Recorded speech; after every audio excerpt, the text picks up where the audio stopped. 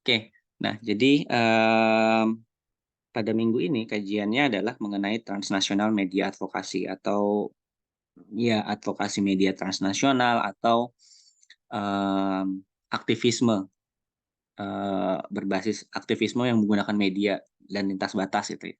Nah, em, saya akan ngebagi menjadi dua bagian. Yang pertama, bagian pertama adalah untuk mengklarifikasi sebenarnya, mengklarifikasi apa sih konsep transnasional advokasi ini, dan nanti yang kedua baru kita akan coba sedikit ngebahas tentang em, salah satu bentuk dari transnasional advokasi dan bagaimana mereka kemudian menggunakan media gitu. Jadi sebenarnya nggak akan terlalu panjang juga.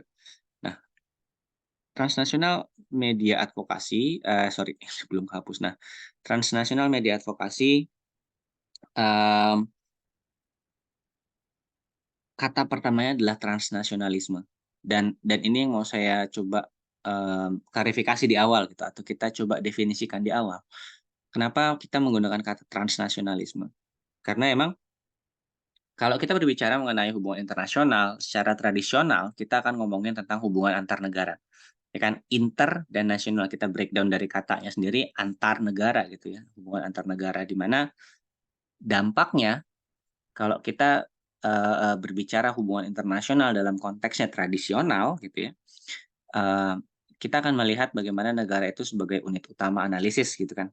Kita berfokus kepada negara A, negara B, dan negara C misalnya. Dan kemudian em, bagaimana kemudian negara-negara ini saling berinteraksi satu dengan yang lain gitu ya, saling, ya baik itu dalam interaksi bentuknya konflik ataupun kerjasama, dan kemudian mereka menghasilkan sebuah pola perilaku internasional. Nah, realisme mencoba menjelaskan pola ini dalam bentuk apa namanya, persaingan gitu ya. Kekuatan, di mana kalau ngomongin persaingan kita ngomongin tentang ada elemen kekuatan di sana, power, ada kekerasan atau violence, dan juga threat gitu ya. Makanya ngomongin balance of threat, balance of power, dan sebagainya. Nah, em, bagi realisme, pola perilaku ini berbasis kepada kepentingan nasional, di mana mungkin realisme klasik berfokus kepada kepentingan nasionalnya itu adalah power, kekuatan, atau neorealisme fokusnya adalah bahwa kepentingan nasionalnya adalah keamanan. Apapun itu, bagi realisme melihat pola perilaku ini sangat dipengaruhi oleh power, gitu ya, violence, and security. Bagi liberalisme kebalikannya, gimana interaksi antar ini menghasilkan pola perilaku yang dipengaruhi oleh shared interest atau common interest gitu ya, kepentingan bersama, kemudian kerjasama, kemudian juga bagaimana mereka bagi neoliberalisme melihat bahwa ya walaupun pola perilaku yang muncul ini dipengaruhi oleh sistem yang anarkis gitu kan, mereka mengambil asumsi neorealisme. Nah, negara-negara punya cara untuk menangkal atau meminimalisir pengaruh sistem internasional yang anarkis ini dengan cara membentuk sebuah institusi gitu, di mana ada dalam institusi ada perjanjian, ada hukum dan sebagainya. Nah, ini adalah pendekatan yang bisa dibilang tradisional gitu, fokusnya kepada negara. Meskipun misalnya nanti liberalisme mulai mengakui adanya peran institusi internasional dan sebagainya gitu ya. Nah, tapi di sisi lain kita juga dengan semakin meningkatnya globalisasi, meningkatnya teknologi informasi, kita melihat banyak hubungan antar masyarakat dari negara-negara tersebut yang mereka juga kadang punya kepentingan politik yang signifikan dan berbeda dengan agenda-agenda politik yang dimiliki oleh negara. Nah, misalnya agenda negaranya adalah ngomongin tentang security, tapi ternyata masyarakatnya berbicara mengenai perubahan iklim. Dan nggak semua masyarakat kemudian mengikuti gitu kan, atau iya iya aja, manut-manut aja terhadap apa yang dilakukan oleh negara atau agenda setting oleh negara. Dengan demikian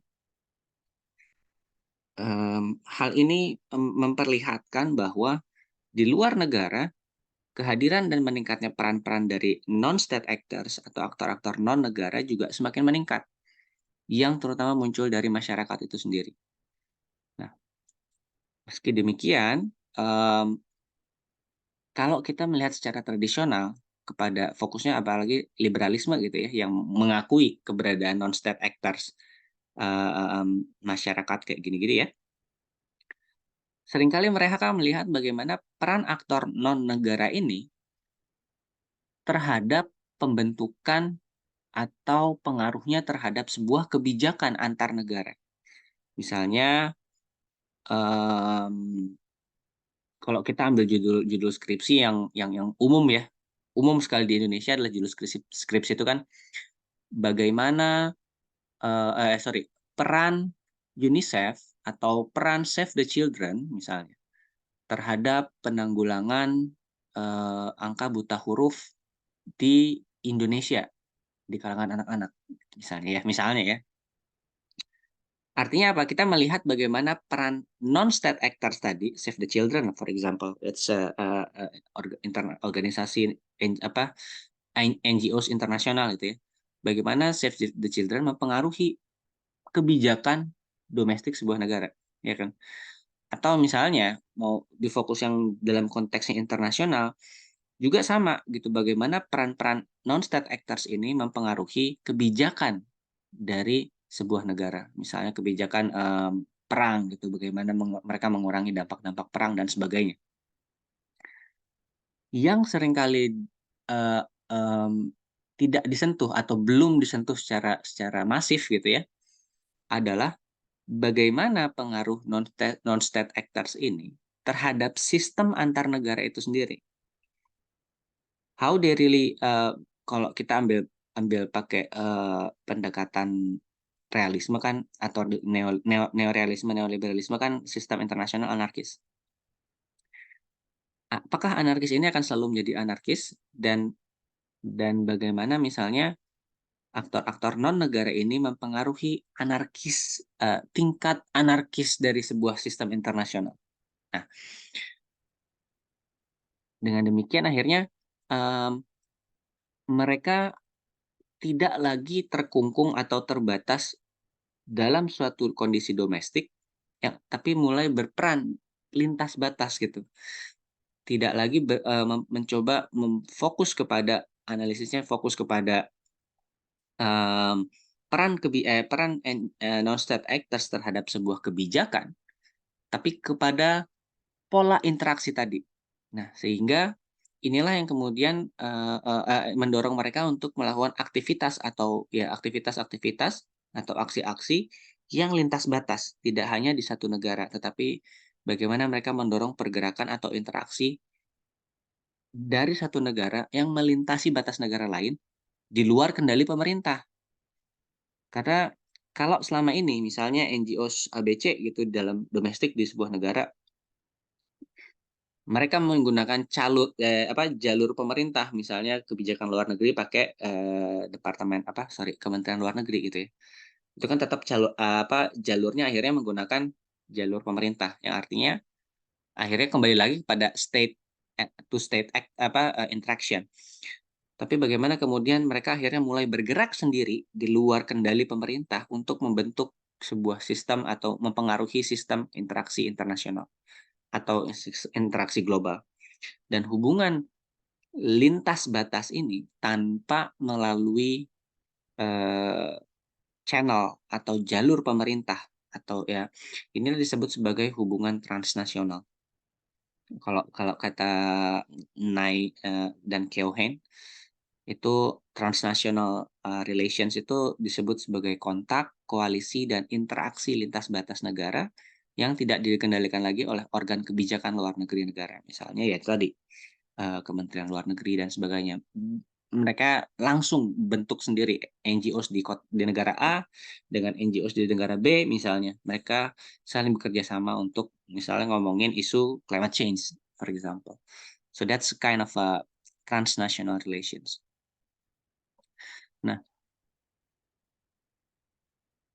kalau hubungannya seperti itu, kemudian, secara spesifik kita akan melihat bahwa transnational relations dan interaksi, terutama interaksi adalah the movement of tangible or intangible items. Jadi tangible ya bisa ngomongin apa, bantuan kemanusiaan dan sebagainya gitu ya, or intangible. Intangible ini bisa berbentuk informasi, bisa berbentuk norma, bisa berbentuk prinsip, across state boundaries when at least one actor is not an agent of a government or an intergovernmental organization. Nah, ini saya ambil masih dari jurnal yang sama. Bagaimana kalau ini adalah klasik klasik ya, HI klasik seperti yang pertama di atas. Kita melihat, misalnya di bawah sebuah society gitu ya, masyarakat ini mereka akan menggunakan jalur pemerintah untuk misalnya berinteraksi dengan negara lain. Kemudian misalnya nanti dari negara lain yang akan menyampaikan lagi misalnya ke society 2. Misalnya kita ambil contoh isunya tentang apa ya, mmm, Palestina deh. Palestina ya, kembali lagi. Misalnya isu tentang Palestina, kita kan punya masyarakat, kita akan mendorong pemerintah negara Indonesia untuk misalnya, mengecam, menekan, dan sebagainya, supaya atau memberikan bantuan kepada masyarakat Palestina, sehingga kemudian akan disampaikan dari pemerintah Indonesia ke pemerintah Palestina. Nah, dan Indonesia juga ada masyarakat Indonesia juga melakukan tekanan, misalnya untuk, mengecam apa ya tadi, pemerintah Indonesia mengecam di dalam forum-forum internasional lewat IGOs gitu ya, mungkin Dewan Keamanan PBB atau sidang umum, PBB dan sebagainya. So this kind of things, dari society to government is a domestic politic. Ini adalah sebuah domestic politik dan ini adalah interstate politics gitu ya, dari government mengecam, pemerintahan Israel melalui IGOs, ya tadi, International Governmental Organization, PBB misalnya, atau Dewan Keamanan PBB. Tapi kemudian kita dengan semakin meningkatnya teknologi informasi, globalisasi dan sebagainya, mempermudah masyarakat tersebut untuk kemudian berinteraksi langsung dengan masyarakat dari negara lain. Contohnya adalah bagaimana, masyarakat di Indonesia kemudian membangun masjid, rumah sakit Indonesia Palestina. Dan, menggunakan Mercy misalnya untuk membantu secara langsung gitu ya, ke masyarakat Palestina. Mereka tidak lagi menggunakan jalur pemerintah, they bypass that, mereka nge-bypass itu untuk langsung kontak ke Society 2. Atau, mmm, yang semakin terlihat adalah bagaimana masyarakat, misalnya melalui CSOs, CSOs itu Civil Society Organization. Nah, jadi teman-teman mungkin kenal dengan istilah NGOs, gitu ya. Nah, NGOs ini buat saya terlalu umum, artinya terlalu besar istilahnya, NGOs itu. Karena dia ngomongin non-government organization, yang artinya bisa macam-macam, bisa bisnis, bisa bisa apa namanya, LSM dan sebagainya. Jadi kalau kita spesifik kita pakai CSOs misalnya. Nah, mmm, kemudian bagaimana CSOs ini juga, atau LSM-LSM ini yang sifatnya domestik sekalipun, mereka mampu berinteraksi langsung di dalam forum internasional tadi. Nah, kalau selama ini, forum internasional IGOs itu hanya terbatas kepada government dan ya bahkan sampai sekarang pun misalnya yang punya hak voting adalah tetap pemerintah gitu. Tapi, kita melihat semakin besarnya pengaruh CSOs atau organisasi-organisasi non pemerintah, LSM-LSM ini, untuk mempengaruhi agenda-agenda, nggak cuman agenda malah, yang ada dalam, IGOs. Kita melihat, misalnya dalam contohnya, apa namanya, mmm, isu limbah berbahaya atau limbah plastik gitu ya. Nah, selama ini biasanya kalau kita ngomongin IGOs itu isinya pemerintah, perwakilan pemerintah gitu ya. Tapi, sebenarnya misalnya dalam isu lingkungan gitu ya, atau isu-isu lain sebenarnya banyak. Society, LSM-LSM yang bahkan berada di tingkat domestik sekalipun, mereka punya akses ke sini, ke mana, ke IGOs ini.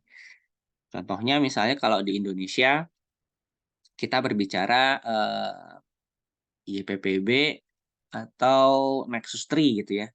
Itu organisasi atau LSM domestik, di Indonesia yang, karena mereka punya kredibilitas, mereka punya hak misalnya Nexus 3, Nexus 3 itu punya hak untuk, eee selalu untuk hadir dalam sidang-sidang di UNEP, United Nations Environment Program. Dan ini mereka diakui statusnya oleh UNEP sebagai salah satu organisasi atau LSM yang punya hak untuk aktif. Artinya mereka punya artinya mereka yang berasal dari society ini, mereka bisa langsung berinteraksi dengan IGOs dan begitu juga sebaliknya. Bagaimana hasil-hasil dari forum-forum internasional kemudian juga dibawa oleh para LSM-LSM tersebut ke masyarakat-masyarakat di tiap-tiap daerah tiap-tiap negara. Dia artinya mereka nge-bypass, apa, saluran-saluran dari pemerintah ini, gitu ya. So, we've seen increasing, roles of the societies, organization. Nah, kembali ke mana, kembali ke transnasionalisme tadi. Dan ini yang disebut transnational politics ya, saya sampai lupa nyebutin. Nah, ini bypassing ini adalah semua transnational politics yang di luar, apa namanya, hubungan apa, politik-politik klasik, saluran-saluran klasik politik internasional. Nah, dia bilang nih, ada 2 cara di mana individu dan organisasi dalam masyarakat itu bisa memainkan peran dalam politik dunia. Mereka dapat berpartisipasi sebagai anggota koalisi yang mengendalikan atau mempengaruhi pemerintahan mereka. Artinya kita ngomongin cara klasik ya, yang ini ya. Dari society one to government one to IGOs. And government two to society two, misalnya kebalikannya. Atau mereka dapat memainkan peran langsung ketika berhadapan dengan pemerintah asing atau organisasi asing, sorry, bukan pemerintah dan pemerintah. Dan dengan demikian mengabaikan itu artinya bypass jalur pemerintah mereka sendiri. Nah, inilah yang disebut sebagai transnasionalisme. Dan transnasionalisme ini sebentar. Oke. Dan transnasionalisme ini dilakukan dengan begitu banyak cara.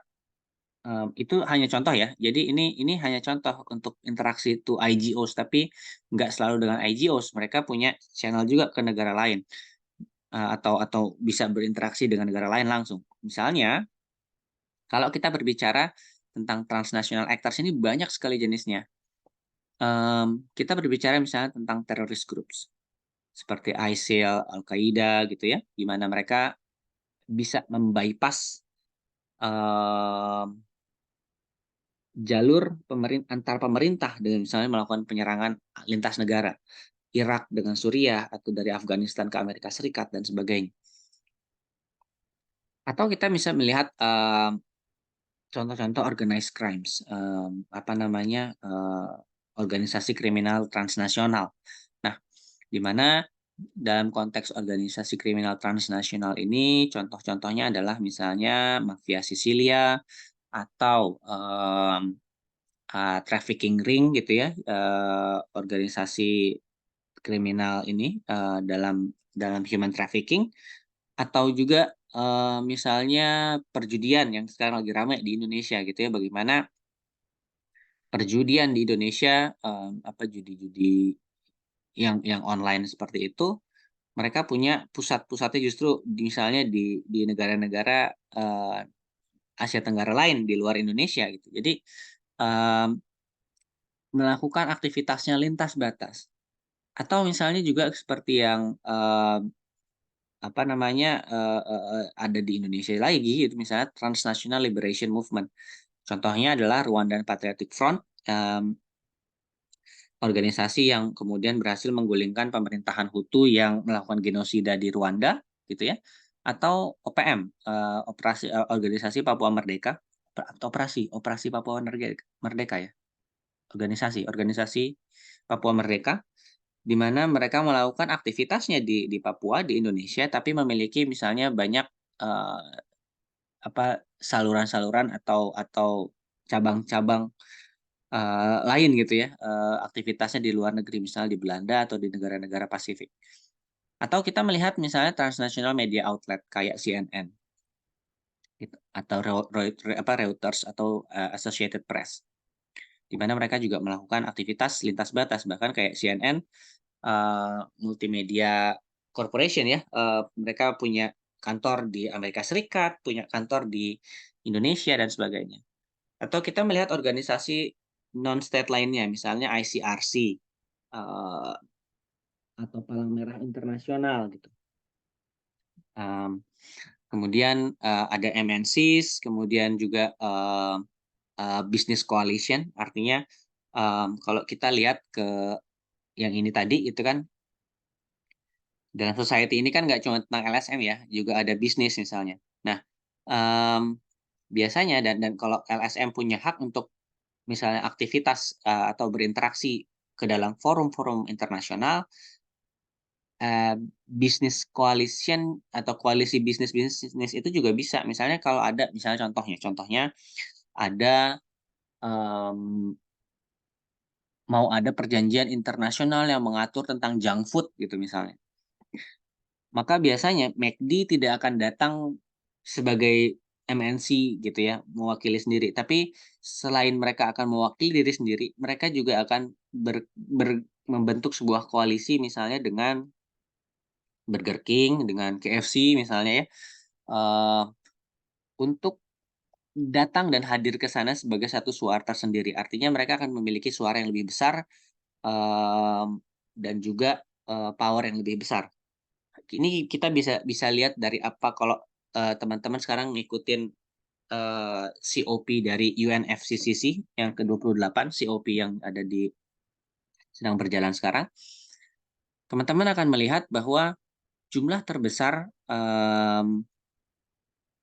kehadiran itu berasal dari, business coalition atau perwakilan-perwakilan bisnis. Nah, artinya mereka juga memainkan peranan yang penting dalam dalam dalam politik internasional, dan malah seringkali salah satu yang penting, paling penting tapi kurang, apa namanya, kurang muncul ke permukaan. Kita juga bisa melihat transnational actors ini misalnya dalam bentuk government bodies yang secara spesifik punya mandat untuk melakukan tindakan atau aktivitas transnasional. JICA misalnya, USAID, AUSAID, BNPB misalnya gitu ya, Badan Nasional Penanggulangan Bencana atau KPK, semua ini bisa menjadi aktor transnasional ketika mereka melakukan aktivitasnya secara langsung. Misalnya BNPB melakukan pelatihan bersama dengan pemerintah Jepang gitu, atau melakukan pelatihan bersama dengan organisasi, misalnya Japan Bosai Forum gitu. Bosai itu disaster management. Nah, artinya adanya kerjasama-kerjasama di luar channel utama pemerintah. Atau dan ini yang akan saya fokuskan nanti adalah tentang epistemic communities dan transnational civil societies. Di mana epistemic communities ini adalah aktor transnasional yang terbentuk dari para akademisi dan profesional yang punya keilmuan secara spesifik dan diakui gitu ya, atau transnational civil societies, di mana transnational civil societies ini adalah um, kelompok advokasi yang terorganisir. Mana ininya? Ini terorganisir secara mandiri, ya, yang pertama, melakukan tindakan kolektif sukarela dan lintas batas tentunya, untuk mencapai apa yang mereka anggap sebagai kepentingan publik yang lebih luas. This is transnational civil societies. Jadi kalau misalnya di awal kita punya civil societies atau LSM yang bergerak di bidang level domestik, kita juga punya LSM yang bergerak lintas batas. Nah, dan kita coba bahas, yang artinya adalah yang pertama, dia terorganisir secara mandiri.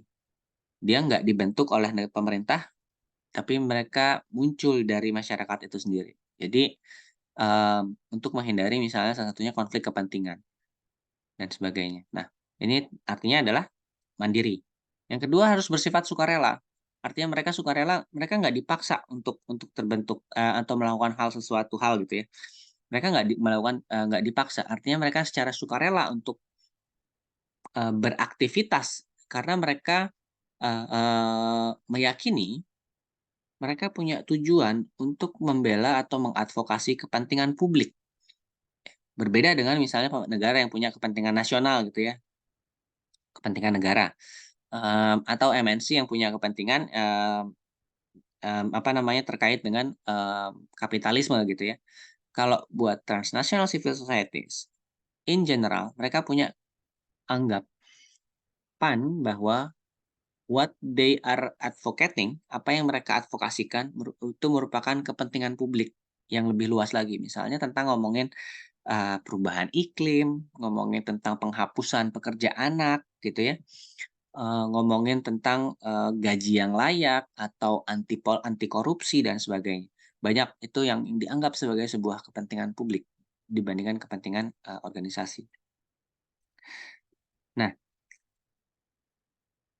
transnational civil societies ini kita misalnya ambil contoh di Indonesia adalah Nexus 3 kalau ngomongin dalam dalam konteksnya, apa namanya, limbah berbahaya. Saya ada nggak nih? Sebentar, Nexus 3.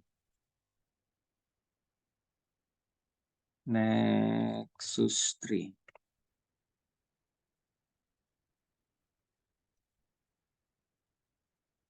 Nih, saya bagi ke sini. Nah, ini adalah salah satu Nexus, contoh ya, di mana Nexus 3 Foundation ini adalah organisasinya lokal di Indonesia. Gitu ya. Dan mereka, fokus di bidang merkuri, timbal, gender dan bahan kimia, kemudian sampah dan polusi plastik, dan transparansi polusi. Nah, tapi ini, Bu Yuyun. Bu Yuyun ini pendirinya, Nexus 3 Foundation ini mereka punya aktivitas yang nggak cuman di Indonesia aja advokasinya, tapi mereka merupakan salah satu, organisasi, mmm lingkungan di Indonesia yang diakui oleh UNEP. Artinya mereka punya hak untuk selalu, mmm, berpartisipasi dalam sidang-sidang di UNEP. Dan ini nggak cuma Nexus 3 sebenarnya, ada lagi yang lain-lain ya tentunya ya. Nah, oke. Nah, ketika misalnya, Nexus 3, contohnya Nexus 3 tadi berinteraksi dengan, mmm, secara transnasional, mereka juga menemukan CSO-CSOs yang lain gitu ya, Transnational Civil Societies Organization yang lain. Dan ketika mereka kemudian berinteraksi dan secara secara nggak rutin ya, tapi maksudnya berinteraksi dan menjaga interaksi tersebut, maka, nggak cuman tentang maksudnya mereka nggak berinteraksi kan nggak cuman dengan LSM lain ya, mereka berinteraksi dalam forum, mereka berinteraksi dengan negara atau badan pemerintahan lain dan sebagainya. Interaksi-interaksi tersebut akhirnya membentuk apa yang disebut sebagai Transnational Advocacy Networks. Nah, ini saya nggak tahu ini harusnya di S2 tapi no problem lah buat teman-teman. Nah, di mana Transnational Advocacy Networks adalah sebuah jaringan advokasi lintas batas gitu ya, di mana fokus utama dari jaringan ini, jadi kita nggak ngomongin lagi aktor, kita ngomongin jaringan, network. Advokasi menjadi fokus utama dari konsep ini, di mana dalam Transnational Advocacy Networks atau TANS itu diorganisir untuk mendukung sebuah tujuan utama, a cause, yang mau diperjuangkan gitu ya. Kemudian mereka punya prinsip dan normanya sendiri. Misalnya dalam, mmm, bidang limbah berbahaya tadi adalah, prinsipnya adalah waste minimization atau, minimalisir penggunaan limbah gitu ya. dan norma-norma yang punya norma-normanya sendiri. Norma itu kan what is right and what is wrong gitu ya. Enggak, what is, acceptable, enggak right and wrong, tapi what is acceptable buat masyarakat. Norma Indonesia itu menggunakan pakaian, pakai jeans, pakai kaos untuk keluar rumah. Kalau kamu misalnya pakai kostum badut setiap hari keluar rumah itu nggak sesuai dengan norma misalnya. Atau kamu cuman pakai pakaian dalam keluar itu nggak sesuai norma. That's kind of norms gitu ya, kalau ini. Nah, mereka punya prinsip dan normanya masing-masing dan seringkali melibatkan individu yang mendukung perubahan kebijakan. Jadi tujuannya adalah untuk mendukung perubahan kebijakan. So this is TANS itu kemudian tidak menekankan stabilitas. Nah, kenapa maksudnya ini saya tulis tidak menekankan stabilitas? Karena kalau kita berbicara fokus dengan kajian uh, tradisional, realisme, liberalisme gitu ya, mereka akan mencoba untuk berfokus kepada penjelasannya mengenai stabilitas hubungan. Realisme akan berupaya atau berfokus kepada misalnya kenapa konflik terjadi dan misalnya bagaimana um, perilakunya adalah seperti ini. Artinya stabilitas perilaku gitu kan. Kalau konflik itu pasti karena negaranya adalah punya kepentingan nasional tentang keamanan. Kemudian dari keamanan ini akhirnya melakukan berinteraksi dalam konteksnya kompetisi dengan negara lain. Artinya apa? Realisme mencoba untuk menjelaskan interaksi dalam perspektif yang stabil bahwa akan selalu kompetisi atau liberalisme sebaliknya gitu ya. Nah, sedangkan analisis terhadap TANS atau Transnational Advocacy Networks tidak menekankan pada stabilitas, tapi kepada justru fluiditas gitu, dinamisnya hubungan antar aktor-aktor internasional.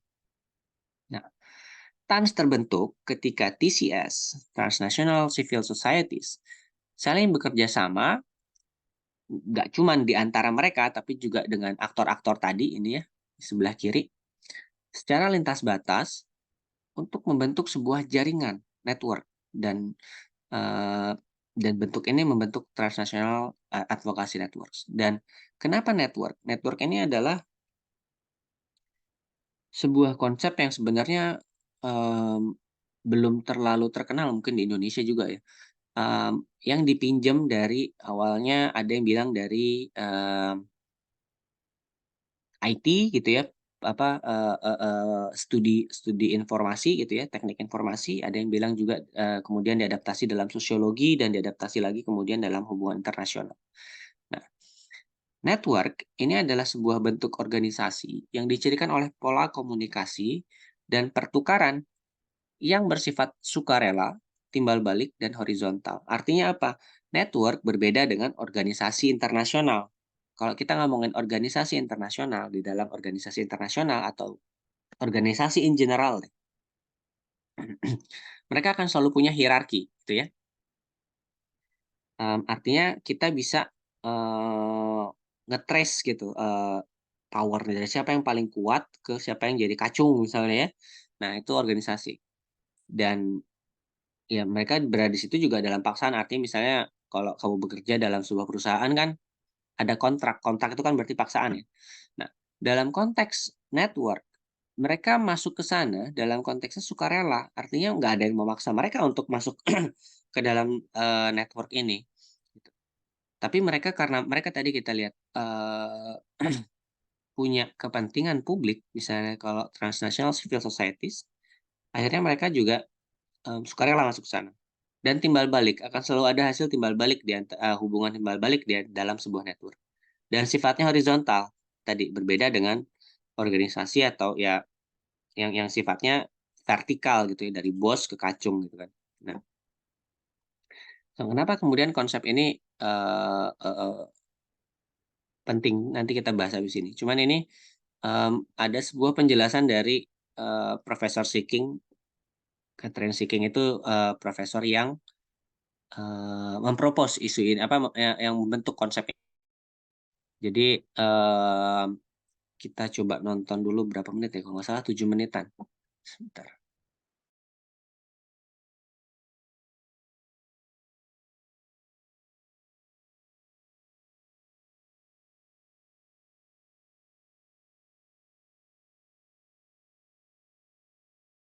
I'm very interested in how to explain change in the world. In my lifetime, I've witnessed a lot of what I would call genuine change. The rise of new issues like human rights, women's rights, environmental justice has led to change. New institutions have been created. And I felt that the existing theories in political science, international relations, didn't help me explain this change. The existing theories tended to focus on stability. They were very useful in helping explain why states stayed the same, but they weren't helpful in understanding why change occurred. So when I looked at explaining why change occurred, I felt that we needed to pay attention to bottom-up actors that I would later call transnational advocacy networks. So we wrote a book called Activists Beyond Borders that had the subtitle Transnational Advocacy Networks in International Politics. And we invented that term, transnational advocacy networks. We invented the term because it described a reality we saw when we went out and interviewed people about human rights or the environment or women's rights. They described themselves as being part of networks. So we coined this term, transnational advocacy networks, because these networks were engaged in advocacy. They were arguing in favor of particular positions. They were pressuring and lobbying to get their ideas in politics. And they were transnational because they crossed borders. They weren't limited to a single country. We felt that transnational advocacy networks were an important part of the explanation for why these exciting changes were happening in politics. The first thing I should say is explain what we mean by transnational advocacy networks. Political scientists and sociologists have used the notion of a network for a while. And by network, they mean something that's voluntary, reciprocal, and horizontal. So what does that mean? It's not like a bureaucracy. A bureaucracy, or it's not like an organization. In a bureaucracy organization, you can do a chart of the way power flows in the organization. And if you have a boss, your boss tells you what to do, and your boss can fire you. In a network, it's voluntary because people choose to enter the network and they can choose to leave the network. It's formally horizontal because there's no organizational chart where you have a boss and your boss can't fire you. No one in the network can fire you from the network. And it's reciprocal because people join networks because they want to get something out of the network. And one reason they stay in networks is because they do get something out of it. People do mutual favors for one another, but also they help one another out. So that's the basic notion of a network. But a network can be in a town, in a city, or in a country. To be a transnational advocacy network, first you have to work across borders. And so to be transnational in our field, usually we think it has to work in at least 3 countries. To be an advocacy network, it needs to be advocating for particular positions or particular ideas. And so we thought that a transnational advocacy network was that group of relevant actors who are working together, who share a common discourse, a common set of ideas, and they engage in dense exchanges of information and services. So what does that mean? Okay, in the human rights movement that I study, it means groups like Amnesty International, that's an organization, gets into a network that might include individuals like the Madres de la Plaza de Mayo, which means the Mothers of the Plaza de Mayo in Argentina, one of the major human rights organizations in Argentina that worked to protest the disappearance and killing of their children. It means having people in the network like the Ford Foundation that may be providing money to Amnesty International and to the Mothers of the Plaza de Mayo to help them carry out their work. It means linking sometimes to people in the media or people in academia or people in international organizations or even parts of governments. So a network is not, it doesn't mean just civil society organizations or non-governmental organizations, what we call NGOs. NGOs and civil society organizations are always an important part of networks, but networks are much more than just civil society groups. Networks can be simultaneously agents or actors in world politics, and they are also structures. Margaret Keck and I, when we wrote the book Activists Beyond Borders, we argue in that book that networks can be either agents or structures. We preferred to focus on the actor side, the agent side of networks. We wanted to do that because we were interested in explaining change. To explain change, we thought we needed actors, we need real agents, real people who struggle to bring about change. And so most of my research has focused on the emergence of new norms and new ideas. And there I've needed and used this understanding of advocacy networks as agents. Other scholars are more interested in networks as structures. And by that they mean that networks have these enduring qualities that affect the outcomes that happen by virtue of their structure. So, for example, networks. So I said that networks are formally horizontal, but informally we know that even networks have hierarchies within them. In the Human Rights Network, there's some organizations like Amnesty International or like Human Rights Watch that are powerful, more powerful than other organizations in the network. So those organizations may create a certain structure of the network. Maybe they're the center of it. They're like a hub and wheel network, which is one description we use of one possible network structure. In those types of networks, those organizations can be what we call gatekeepers. So Charlie Carpenter has written that the powerful organizations within networks can be gatekeepers and decide which issues get adopted and which issues are not accepted.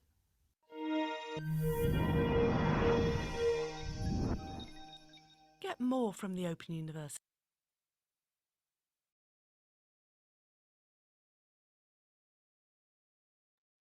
Nah, ya tadi sedikit penjelasan tentang transnational advocacy networks, di mana Profesor Seeking ya menjelaskan gitu dalam dalam itu tuh fokusnya seperti apa dan bagaimana misalnya kayak contohnya tadi ya apa Mother of the Plaza de Mayo gitu bisa memainkan peranannya nggak cuma dalam situasi domestik tapi juga membentuk jaringan dengan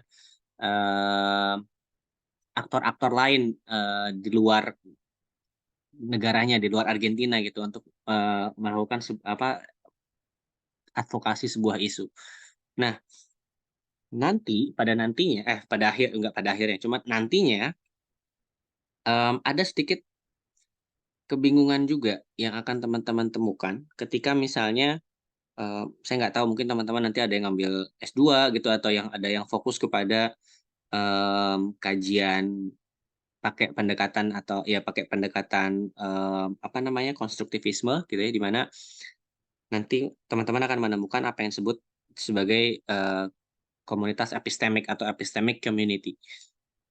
Nah, transnational advocacy networks itu juga berbeda dengan komunitas epistemik atau ya epistemic community, di mana kalau komunitas epistemik, tadi saya sempat sebut ya di awal, itu adalah sebuah jaringan profesional dengan keahlian dan kompetensi yang diakui. Jadi dia punya keahlian tertentu dan ada kompetensi tertentu. Hal ini berbeda dari TANS, di mana TANS itu lebih berfokus kepada advokasi apa, isu apa yang diadvokasi gitu ya. Dalam domain tertentu dan memiliki klaim otoritatif atas pengetahuan yang relevan dengan kebijakan dalam domain atau bidang permasalahan tersebut. Nah, jaringan profesional ini dia terbentuk terutama dari berbagai jenis aktor. Misalnya dia bisa terbentuk oleh akademisi gitu ya, bisa seperti saya gitu ya, akademisi. Bisa juga oleh profesional-profesional official personel profesional itu misalnya konsultan-konsultan atau perwakilan-perwakilan dari research center gitu ya, atau juga misalnya bisa,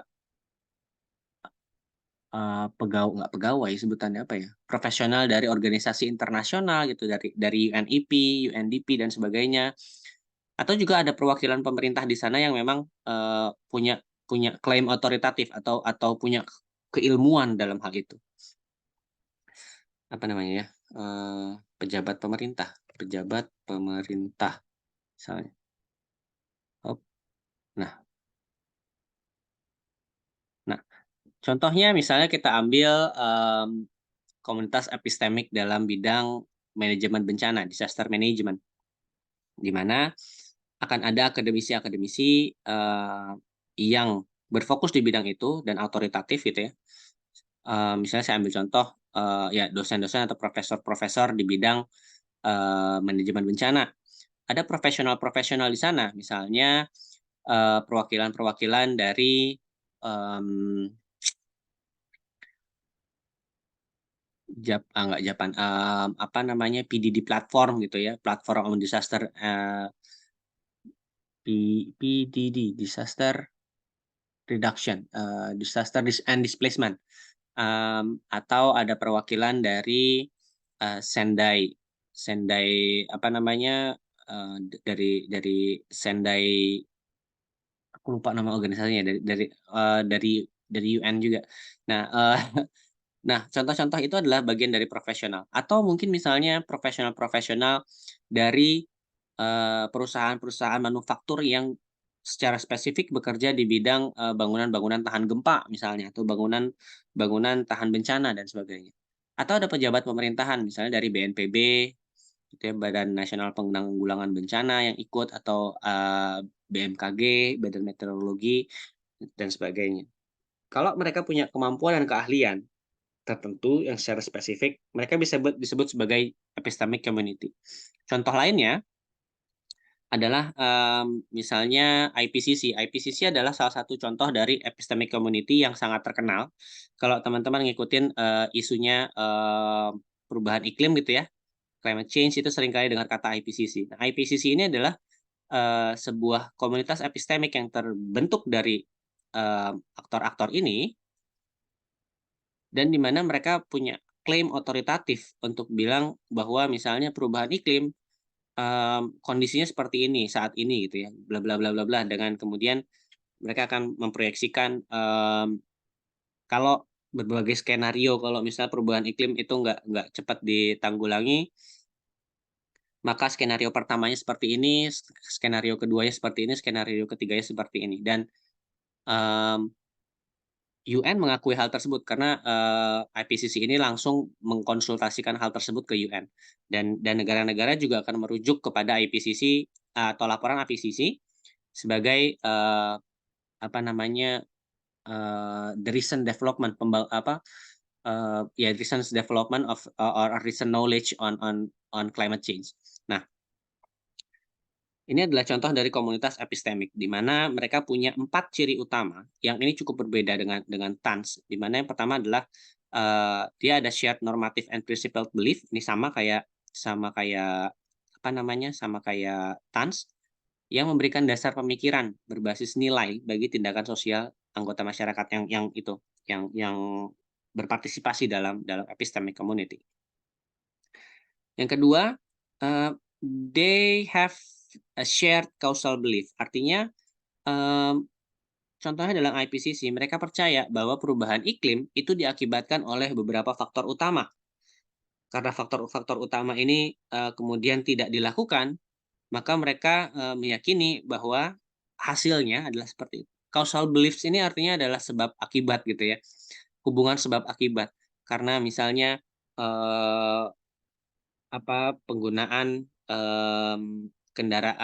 penggunaan energi berbasis minyak, karena misalnya, industri, eee, sapi ya, industri industri, daging sapi yang akhirnya membutuhkan, membuka lahan besar-besaran di Amazon, atau akhirnya untuk membuat pangan dan sebagainya, atau karena industri sapi juga, ya penggunaan industri dengan air dan sebagainya, sehingga mengakibatkan, menjadi salah satu faktor perubahan iklim. So that's kind of the shared causal beliefs yang diyakini oleh epistemic community. Kemudian mereka punya shared notion of validity, gagasan bersama tentang apa itu yang valid, apa itu validitas. Artinya mereka punya epistemic community itu punya satu parameter tersendiri yang mereka akui, kriteria-kriteria yang mereka akui untuk menetapkan apakah sebuah hal itu valid atau enggak. Kayak IPCC misalnya, ketika mereka membuat proyeksi skenario kalau misalnya bumi menghangat dalam 2 derajat, bumi menghangat dalam 1,5 derajat seperti apa, kan itu harus ngecek validitasnya ya, analisisnya. Itu mereka punya dan mereka, menyetujui secara bersama bahwa apa itu valid, apa itu enggak, bagaimana kriterianya. Dan mereka punya common policy enterprise, di mana, common policy enterprise ini, ya mereka punya luaran yang sama, yaitu kalau di IPCC report gitu ya. Akhirnya, yang coba untuk, dirujuk dan mereka mendorong satu perubahan kebijakan yang sama. Nah, 4 ciri dari epistemic community ini tentu berbeda, dengan apa yang tadi disebut sebagai social movements ya, apa namanya, CSOs, di mana CSO ini juga bentuk bentuk dari social movements atau TANS gitu ya. Nah, yang berbeda adalah dalam bentuk misalnya size atau ukuran, di mana buat komunitas epistemic atau epistemic communities, dia lebih sedikit, lebih terbatas dibandingkan dengan TANS atau CSO yang bisa besar sekali gitu ya, ukurannya. Boundaries-nya relatif clear, artinya jelas siapa yang bisa masuk ke dalam epistemic community, siapa yang enggak. Sedangkan dalam CSOs, dalam TANS, boundaries-nya fuzzy atau nggak jelas gitu ya, berbayang. Siapa aja bisa masuk selama mereka sukarela masuk ke dalam sana dan mereka tertarik untuk melakukan advokasi, dalam isu tersebut. Internal heterogeneity-nya sama, kalau epistemic communities itu low, rendah, artinya lebih lebih homogen. Karena kan nggak ini jadi dia heterogeneity-nya, jadi ini lebih homogen. Homogenitasnya lebih tinggi, sedangkan dalam, TANS, dalam CSOs, itu internal heterogeneity-nya tinggi, artinya mereka bisa terbentuk dari berbagai jenis, eee, aktor. Causal belief dia konsensual, sedangkan, buat social movement itu bisa disputed or absent. Artinya, ya kalau causal belief mereka ini shared, buat komunitas epistemik, maka buat social movement terkadang, karena mereka punya tujuan yang bersama, misalnya, penghapusan pekerja anak. Kenapa pekerja anak harus dihapuskan? Kalau di negara A misalnya dari LSM A gitu ya, itu karena, kebijakannya tidak di-enforce dengan kuat. Atau tapi berbeda dengan di negara B, di mana konteks negara B adalah karena kemiskinan yang tinggi, sehingga banyak keluarga mendorong pekerja anak misalnya, dan sebagainya. Artinya causal belief-nya berbeda-beda, walaupun mereka punya tujuan yang sama.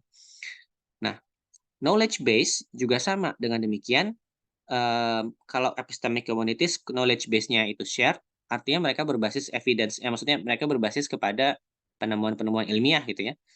Sedangkan bagi social movements, itu nggak wajib untuk sama. Kenapa? Karena mereka beranjak, bergerak dari konteks yang berbeda-beda. Negara A dengan negara B dengan negara C, mereka mungkin punya masalah yang berbeda-beda. So, knowledge base-nya juga akan berbeda.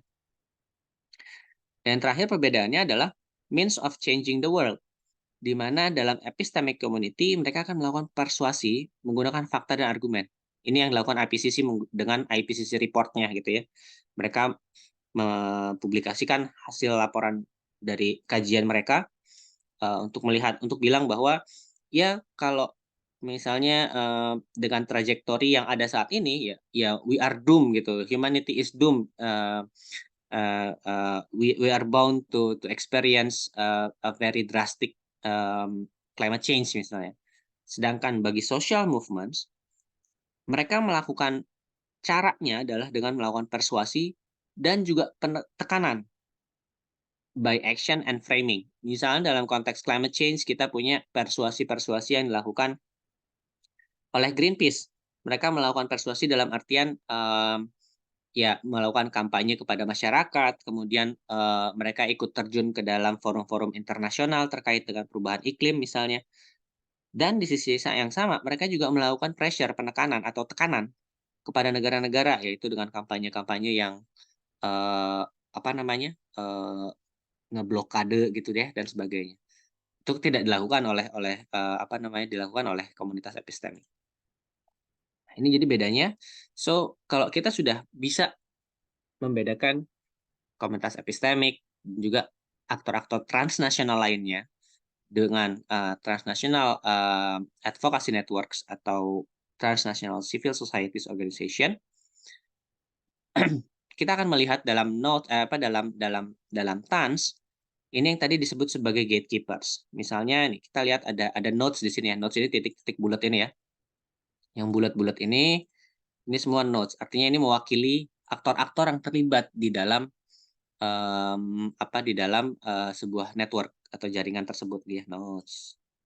Nah, ini hubungan-hubungannya, misalnya ini dari Essex ini, mempengaruhi SCCD, hubungannya satu arah. Bagaimana kemudian juga, ini juga ke sini, ke OCHA gitu ya, dan sebagainya. Ini adalah bentuk nodes, jadi aktor yang berada dalam network. Kemudian kalau teman-teman lihat, akan ada satu aktor atau dua aktor yang punya kekuatan. Dalam artian kekuatan, mereka punya jaringan hubungan yang begitu banyak dengan yang lain. Misalnya kita contoh di sini adalah watchlist. Di sini tuh sebenarnya ada watchlist sama, ini ya, USRSG. Nah, ini yang disebut sebagai gatekeepers, di mana mereka punya power lebih dibandingkan yang lain.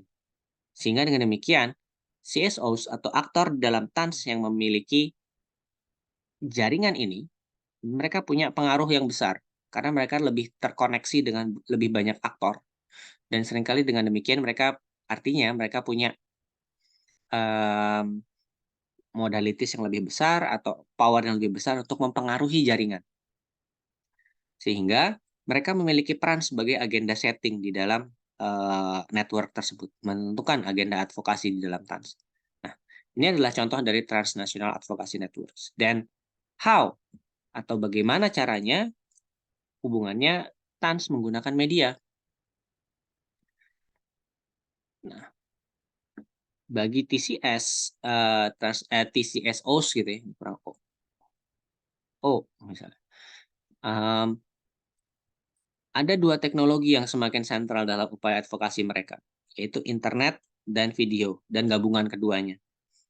Dan pada akhirnya, dengan semakin berkembangnya teknologi, mmm, mereka melakukan advokasi yang tidak lagi bergantung kepada media massa umum. Kalau kita melihat tahun 90-an, kita melihat tahun 80-an, mmm, CSOs atau LSM atau TANS itu akan seringkali menggunakan media massa umum untuk melakukan, kampanyenya. Ya akhirnya misalnya mereka, bikin blokade gitu ya. Mereka akan mengundang, wartawan juga untuk meliput karena mereka meyakini maksudnya ya mereka membutuhkan, eee, penyampaian berita yang lebih luas lagi gitu kan, karena pada saat itu yang punya kemampuan tersebut hanya media massa. However, with the increasing, technological advancement dan globalisasi, PCSOs dan TANS membangun medianya sendiri. Pertama, karena adanya keterbatasan media arus utama. Misalnya, what happened, teman-teman udah, dengan isu konflik Palestina dan Israel dan teman-teman mengalami sendiri atau udah coba menggali sendiri gitu ya, bagaimana kebutuhan, eee eee eee, keterbatasan media arus utama, misalnya kita lihat CNN, kita misalnya ngelihat, apalagi Reuters, kemudian, Associated Press dan sebagainya, seringkali apa yang disampaikan itu tidak menggambarkan secara keseluruhan. Sehingga dengan demikian itu tadi, kalau misalnya teman-teman ikut kelas, kelas tamu kemarin, itu juga kan karena bergantung kepada agenda setting yang ada di dalam news, media-media tersebut gitu ya. ada yang dianggap penting, ada yang nggak penting dan sebagainya, ada yang perlu untuk disensor, ada yang nggak perlu disensor dan sebagainya.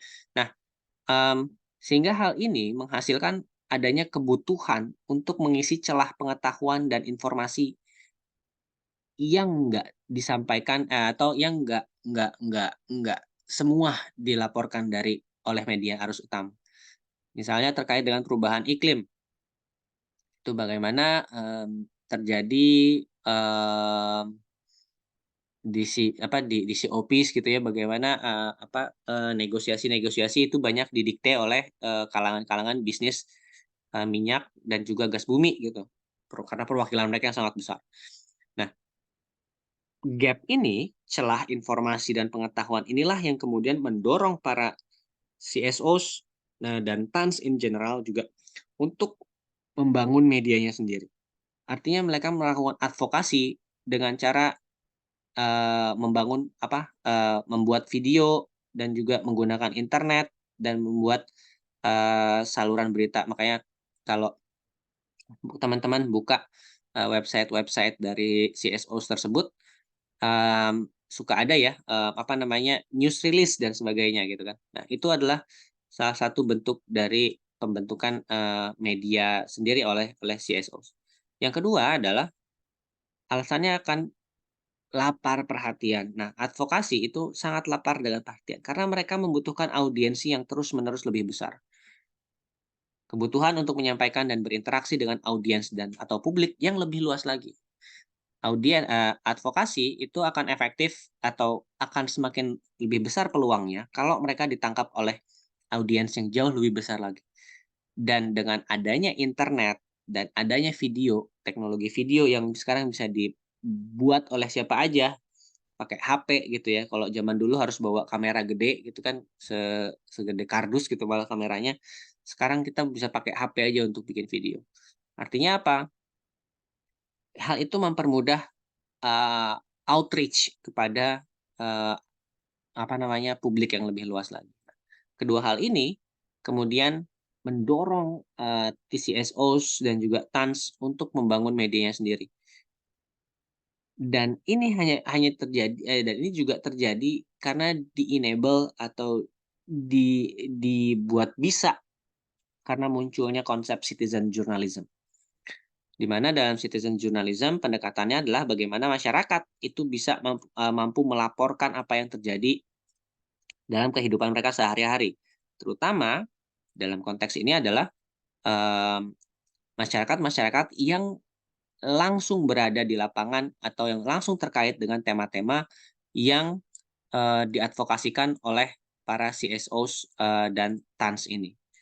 Nah, inilah yang kemudian, teman-teman temukan dalam misalnya bacaan, atau video Naila and the Uprising, atau bacaan dari Gregor ya, saya lupa apa Greg ya, eee, tentang, Nakamata ya, berkembangnya pendekatan witness approach. Artinya witness approach adalah pendekatan yang berbasis kepada masyarakat yang mengalami langsung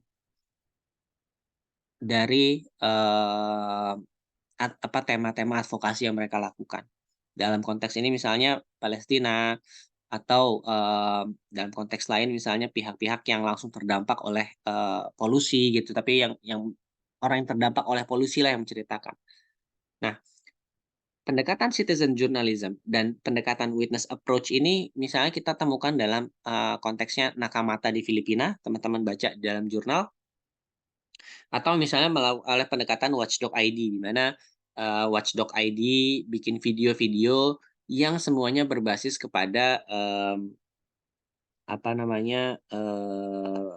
pengakuan dari masyarakat gitu ya. Kalau misalnya tentang food estate itu, berbicara yang diliput adalah orang-orang yang hidup di dalam hutan-hutan rakyat tersebut dan sebagainya. Nah, pendekatan witness approach ini kemudian menjadi senjata utama yang dilakukan oleh pihak-pihak advokasi internasional dalam konteksnya, media dan jaringan informasi global. Walaupun tentu saja, tentu dengan plus minusnya gitu ya. Eee, nah, ini ada 3 strategi, yang dilakukan oleh, apa namanya, advokasi internasional atau transnational advocacy networks yang menggunakan media, terutama media digital. Pertama, strateginya adalah preach. Misalnya teman-teman ini boleh sambil buka Twitter misalnya, terus teman-teman cari LSM yang misalnya memang melakukan advokasi dalam satu bidang tertentu, teman-teman akan melihat satu jenis strategi mereka adalah melakukan preach, bikin bikin Twitter thread gitu misalnya ya, atau bikin video di TikTok gitu yang menyampaikan informasi secara langsung. Jadi penyiaran tujuannya adalah untuk memperkuat kampanye. Misalnya kampanyenya tentang perubahan iklim, maka mereka akan melakukan preach gitu ya. Twitter thread itu kan bentuk preach satu arah ya. Ngasih informasi bla bla bla bla atau bikin video satu arah bla bla bla bla bla gitu ya. Nah, tujuannya adalah untuk mendapatkan lebih banyak pendukung. So, mereka tidak berfokus kepada intensitasnya, tapi kepada outreach-nya. Di mana tujuannya adalah untuk meningkatkan kesadaran akan suatu isu dan strategi intinya adalah melalui dakwah. Dakwah ini bukan berarti naik mimbar ya, tapi maksudnya preaching gitu, menyampaikan kepada khalayak umum. Nah, kemampuan untuk mewakili lebih banyak pendukung ini kemudian dapat digunakan sebagai aset atau mata uang dalam mendorong perubahan kebijakan tertentu. Contohnya, misalnya teman-teman pasti tahu dengan website-website baik di Indonesia atau di internasional yang ini ya, fungsinya untuk ngumpulin tanda tangan misalnya change.org gitu kan. Nah, dengan semakin banyaknya dukungan terhadap sebuah advokasi, mereka akan bisa mengumpulkan tanda tangan misalnya 10.000 atau 20.000 gitu untuk kemudian dibawa ke dalam decision making proses pembentukan kebijakan dan menyampaikan bahwa ini sudah didukung oleh misalnya ratusan orang atau ribuan orang atau puluhan ribu orang. Itu menjadi mata uang. Jumlah dukungan tersebut akhirnya menjadi aset atau menjadi mata uang.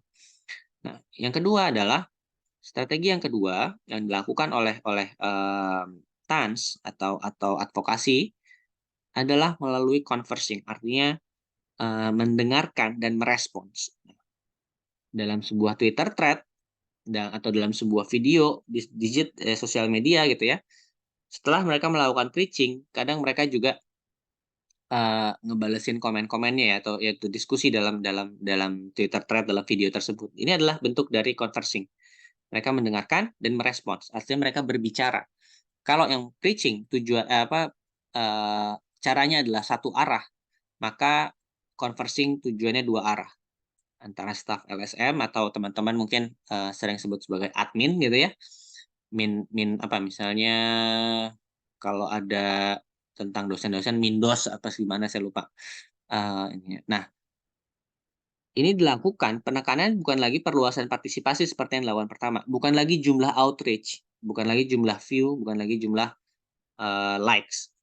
Tapi penekanannya adalah membangun hubungan yang lebih otentik. Artinya hubungan dua arah yang dilakukan itu bertujuan untuk memperkuat dukungan yang dilakukan oleh advokasi supaya dukungannya nggak one time aja, nggak satu kali terus udah aja gitu ya, nggak mendukung lagi. Nah, yang ketiga adalah dengan melakukan facilitating and brokering, di mana facilitating and brokering ini dilakukan dengan cara bagaimana misalnya para pendukung tersebut kemudian difasilitasi oleh organisasi-organisasi advokasi ini untuk melakukan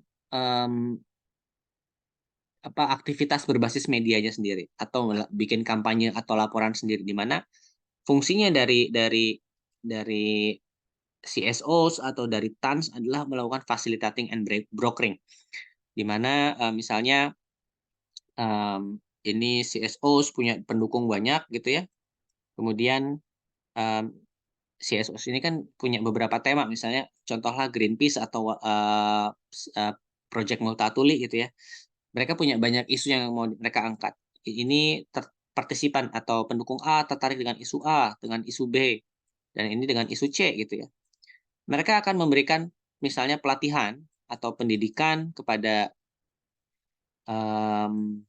para pendukung ini untuk kemudian mereka sendiri yang akan menyampaikan apa namanya, laporan-laporan mereka. Artinya engaging the media through their supporters. Nah, ini juga dilakukan, kita banyak melihat misalnya dari yang dilakukan Project Multatuli atau Watchdog ID yang mengundang partisipan untuk ikut kemarin apa namanya, yang keliling Indonesia 1 tahun itu ya. Ini adalah strategi yang ketiga, artinya setelah melakukan outreach, kemudian melakukan mengintenskan hubungan, jadi hubungan jadi makin intens, makin makin berkualitas, lebih otentik, dan mereka akan melihat mana yang potensial untuk membangun advokasi mereka itu sendiri dengan melakukan facilitating dan brokering. Yang terpilih inilah yang kemudian dilatih dan juga dikembangkan lebih luas, walaupun supporter ini belum tentu mereka akan join juga ke apa namanya, ke CSO ini. Dan dalam konteks ini kalau misalnya kita kaitkan juga dengan transnational advocacy networks, hal ini juga dilakukan dengan hal yang sama. Jadi misalnya networks juga bisa mempengaruhi agen tadi, struktur ya. Eee, Bagaimana misalnya network tadi selain bisa menjadi aktor, mereka juga bisa mempengaruhi aktor-aktor dalam network itu sendiri. Misalnya, ya karena saya kajiannya, limbah berbahaya, jadi saya tahunya limbah berbahaya yang paling utama. Misalnya, mmm, Nexus 3 tadi, dari Indonesia itu mereka juga punya banyak sekali rekanan di luar negeri ya, dan mereka tergabung dalam sebuah jaringan, advokasi, yang jaringan advokasi ini disebut sebagai GAIA. Jadi GAIA itu adalah TANS Internasional, TANS ya? Ya TANS ya, Transnational Advocacy Networks, dalam konteksnya secara khusus adalah limbah berbahaya. Nah, GAIA kemudian juga mampu misalnya melakukan facilitating and brokering kepada anggota-anggota di dalam network itu sendiri. Artinya kan, kita tahu bahwa kapabilitas aktor-aktor dalam network, CSO yang terlibat misalnya nggak semuanya sama. Nah, kemudian Gaia akan melakukan misalnya pooling funding itu mengumpulkan funding untuk kemudian, mmm, melatih dari, anggota-anggotanya yang dirasa masih membutuhkan bantuan atau untuk mengembangkan gerakannya lebih luas lagi. Nah, ini adalah beberapa, contoh digital advokasi strategis dari CSOs, atau TANS kalau kita melihat TANS sebagai sebuah, structure gitu ya. Nah, dia terbagi dua, ada staff produce advokasi, dengan strateginya adalah ini tadi, proselytizing itu preach ya, melakukan dakwah gitu ya. Contohnya digital broadcasting, customization, dan sebagainya. Ini kalau untuk meng-expand, jadi engagement-nya di-expand, breadth of engagement. Kalau untuk, increasing the commitment, artinya supaya lebih komit lagi para pendukungnya, dia intensity of engagement. Satu breadth of engagement, cakupan, yang kedua intensitas. Strateginya adalah conversing, yang kedua ya, mendengarkan atau merespon dengan digital. Digital listening and responding. Nah, bagi supporter produce advocacy, ini kalau dalam facilitating and brokering, kemudian terbagi dua. Ada kalau untuk meningkatkan partisipasi, breadth of engagement tadi, strateginya ada testing. Taktiknya digital analytics. Gitu ya. Nah, kemudian kalau increasing commitment, jadi kalau ini cuma testing doang gitu. Kalau misalnya ini ada yang mau nggak untuk join misalnya kayak gitu-gitu ya kalau di sosial media kan. Nah, kalau increasing commitment artinya ketika komitmen udah makin tinggi, ya dilakukanlah facilitating and brokering. Kenapa? Karena ya facilitating and brokering kan justru juga selain membutuhkan komitmen, juga akan meningkatkan komitmen supporternya karena, "Wah, sekarang gue punya proyek nih, gue akan, lebih komit dong terhadap proyek yang gue punya," gitu ya. Nah, ini yang dilakukan. Jadi, ini adalah beberapa strategi terutama dalam masalah, advokasi dan kaitannya dengan media dan jaringan informasi global. Dan kenapa kita mempelajari hal ini, karena dengan semakin kita hidup dalam dunia, apa namanya, dalam dunia digital, ya kita akan semakin melihat bagaimana strategi advokasi digital ini juga semakin, eee, mudah ditemukan dan teman-teman dan bagaimana advokasi digital ini juga akan semakin, membentuk konstelasi politik internasional. Oke, ya sampai sini, perkuliahannya. Kalau ada diskusi, ada pertanyaan, dipersilahkan.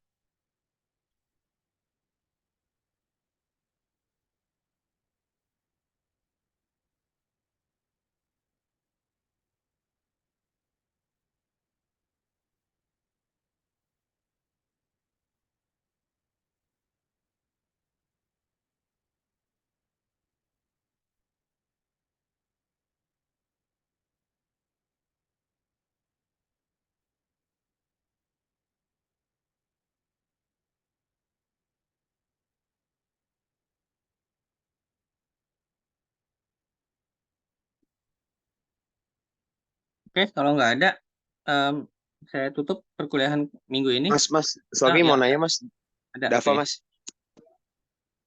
ya, eh, saya mau nanya Mas, kalau tentang kan ini kan ngebahas tentang advokasi digital ya Mas. Mhm.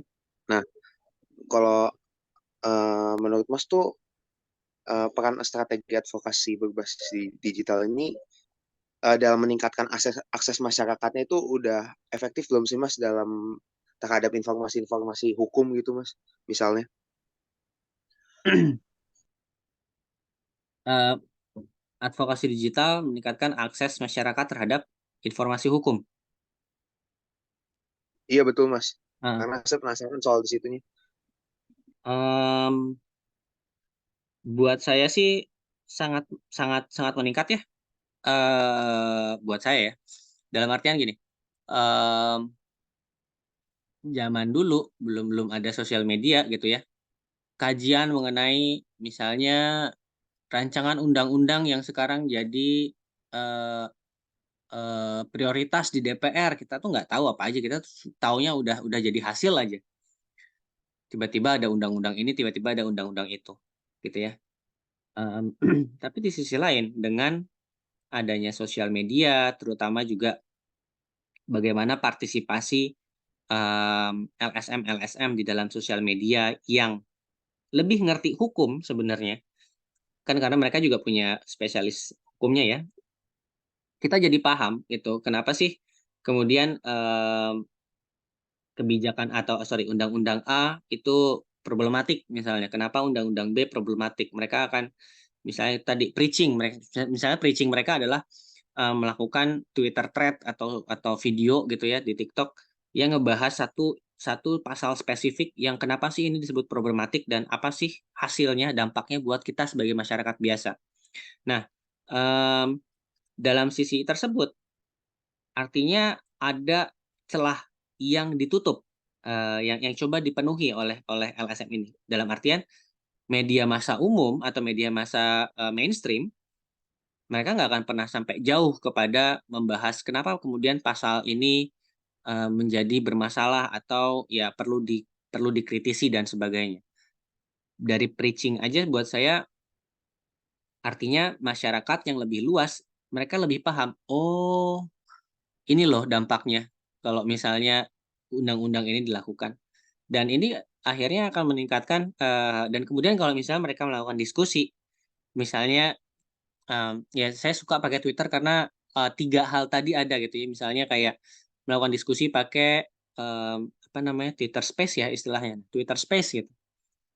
Artinya mereka mendengarkan dan orang-orang yang tadinya terpapar dengan pengetahuan, mereka bisa turut hadir dan misalnya berdiskusi, ya menyampaikan pertanyaan dan sebagainya. Semakin membuat pemahaman ini lebih lebih meningkat gitu ya. Nah, in terms of social media kayak yang kita bahas 2 minggu lalu, ini sangat meningkatkan, kemampuan, atau, pengetahuan tentang hukum. Tetapi, limitasinya atau batasannya adalah hanya terbatas pada orang-orang yang menggunakan sosial media untuk hal-hal tersebut gitu ya. Dan seringkali lebih lebih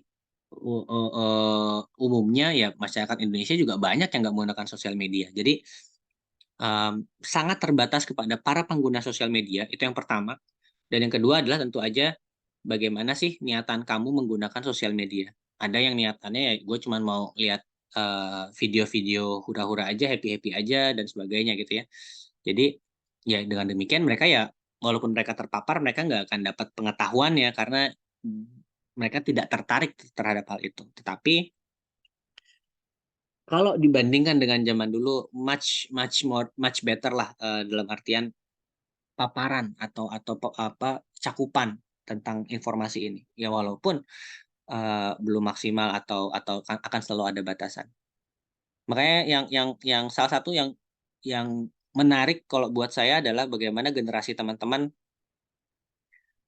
dan mungkin senior-senior ya mungkin disebutnya ya, itu di tahun 2019 misalnya melakukan, demonstrasi terhadap, Undang-Undang Cipta Kerja. Itu kan hasil dari advokasi sosial media, pure sosial media. Itu adalah gerakan yang muncul dari sosial media dan itu bisa sebesar itu. Atau contoh lain kita ambil adalah, Arab Spring. Itu yang benar-benar mengubah peta politik satu kawasan, itu kan berawal dari sosial media. Nah, jadi dalam konteks itu hukum, pengetahuan hukum itu semakin luas.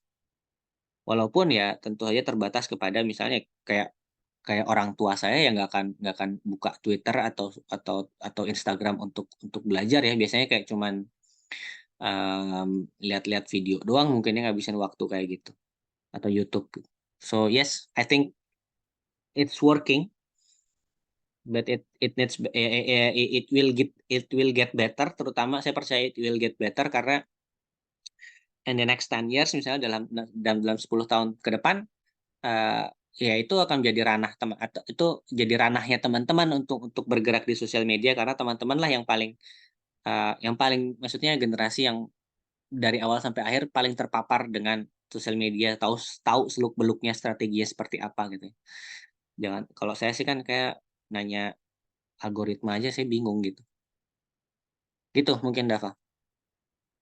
Oh, jadi menurut Mas, jadi dengan transparansi advokasi hukum itu juga sangat mempengaruhi ini juga ya Mas, kayak transparansinya, terus juga kayak eh, membuat masyarakat itu lebih tajam lah dalam mengkritisasi soal-soal isu-isu hukum gitu ya Mas. Yes, ya, kalau dari dulu satu hal yang menjadi PR besar buat Indonesia ya, kalau secara saya lihat adalah mengenai pendidikan politik. Kalau dalam konteks politik ya, pendidikan politik itu paling susah, paling paling paling tantangan paling besar buat saya. Kenapa? Yang pertama adalah kita 32 tahun, mmm, sebelum ini gitu, 32 tahun sebelum ini kita terbiasa untuk tidak belajar politik. Artinya kita belajar untuk patuh dengan hasil yang udah ada. Now we are starting to question that, gitu ya. Kita mulai mempertanyakan hal ini baik atau itu kan sebenarnya proses pembelajaran politik and it's good. Walaupun, it's chaotic gitu ya, kayak, wah banyak yang, "Kenapa sih ini politik Indonesia gini gini gini gini?" Gitu ya. Kok terlihat, tidak tidak terdidik apa segala rupa. Ya, it's a part of the process kalau buat saya. Saya sih melihatnya seperti itu. Artinya kita baru mulai belajar politik lagi setelah 32 tahun stagnan. Dan ini sih, ini proses dan saya rasa it has effect, punya dampak. Oke Mas. Berarti sorry Mas, ini agak nanya lagi. Nggak Maaf apa-apa, ya santai. Mas. Santai santai. Eh, Kira-kira kalau misalkan tadi kan kayak kurang lebih udah Mas sudah lebih baik ngejelasin kayak dari sisi positifnya Mas. Tapi kalau dari sisi negatifnya ada nggak sih Mas, kayak semakin deras ya harus informasi sama advokasi gini, jadi kan otomatis kan kita jadi lebih tahu gitu, banyak lebih tahu. Tapi ada nggak negatifnya gitu Mas, dampak negatifnya? Oh, tentu ada, tentu ada. Itu tadi, gini, mmm, secara ideal secara ideal kita itu kalau zaman dulu ya, maksudnya gini, kalau dari awal gitu ya, seseorang bisa punya panggung biasanya karena dia punya ilmu yang lebih dari yang lain, atau karena, dia punya pengalaman yang lebih dari yang lain. Artinya dalam satu ilmu tertentu, dia akan lebih didengar oleh orang yang lain. It's traditional, secara tradisional seperti itu. Tapi dengan keberadaan sosial media, now everyone has a voice. And sometimes it's not a good thing. Karena yang pertama adalah too much noises, ya, terlalu banyak suara. Dan yang kedua, um, uh, it's kind of dangerous to give voices to the uneducated. Bukan berarti merendahkan ya, dalam artian gini. Terkadang ya itu tadi, kalau dengan adanya sosial media, now everyone has a voice. Semua orang bisa menyampaikan pendapat. Sayangnya, kalau orang tersebut tidak, atau belum terbiasa atau belum terdidik untuk menyampaikan pendapatnya atau dalam sebuah isu tertentu, ya itu it can be distracting. Itu bisa sangat mendistraksi dengan besar. Makanya, itu juga salah satu kritik saya ya terhadap, gerakan apa maksudnya terhadap sosial media, penggunaan sosial media di Indonesia adalah, mmm, banyak orang yang nggak tahu tapi seakan-akan tahu gitu terhadap suatu isu dan kemudian dipercaya oleh orang lain gitu kan. Itu tadi, mmm, kalau Dava pernah baca, ada sebuah artikel yang bagus dia bilang the death of, eee, apa namanya, matinya kepakaran. Sosial media itu dampak negatifnya adalah matinya kepakaran. Sekarang semua orang bisa bicara dan bisa aja dipercaya walaupun belum tentu dia adalah pakar di bidang tersebut. Makanya we have kind of, melawan coronavirus dengan kalung bawang dan sebagainya kan. Itu adalah bentuk-bentuk matinya kepakaran dan itu sangat di-enable dengan adanya sosial media. Jadi ya buat saya itu problem utama, terutama bagi masyarakat Indonesia ya. Kenapa saya ngomong masyarakat? Karena kita, tidak tidak terlatih secara secara kurikulum, tidak terlatih untuk berpikir kritis, untuk, pertama adalah doubting gitu. Masa sih, apa bener? Kayak gitu kan, kalau kita kan, tidak terlatih untuk itu ya. Eee, Kita ada sosial media itu kan kalau apalagi kalau pakai WhatsApp gitu ya, angkatan babeh gue itu kayaknya kayak main forward forward forward forward gitu ya, tanpa kita cek and recheck dulu, bener nggak nih beritanya? Nah, kenapa bisa seperti itu?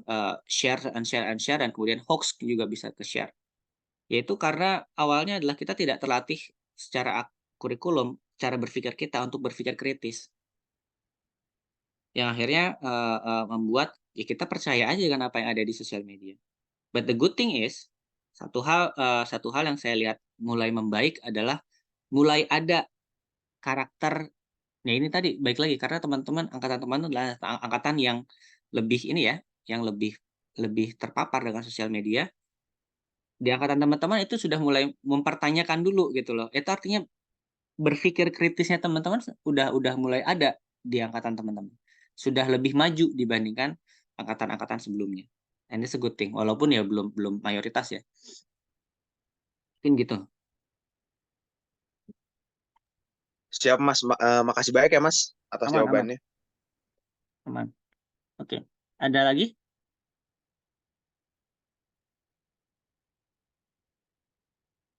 Oke, kalau nggak ada, kita tutup kuliah kali ini.